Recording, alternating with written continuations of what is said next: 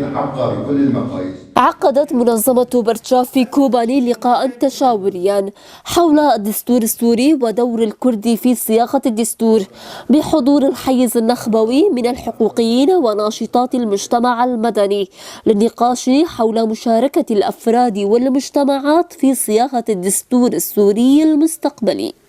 وبالأخص متطلبات المكون الذي يسكن هذه الجغرافيا المعروفة بروجافا، يعني ما هي هواجسهم، ما هو شكل الدولة الذي يحلمون به، ما هو شكل النظام، إلى أي درجة حقوقهم محفوظة في هذا الدستور.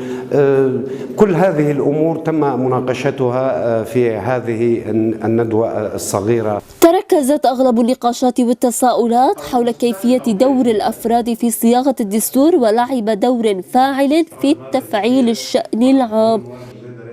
الدستور هو حالة مجتمعية يجب أن يشارك فيها كل المكونات ويشارك فيها ويؤخذ بعين الاعتبار كل الجغرافيا السورية وكل مكوناتها وطوائفها وحتى المرأة والشباب، ويجب أن الكل يجب أن يكون له دور في بناء الدستور.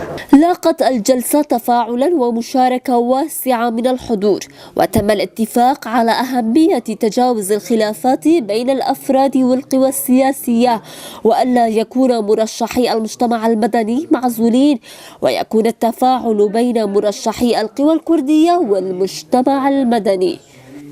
لبرتشاف اف ام، سوزان بركل، كوباني.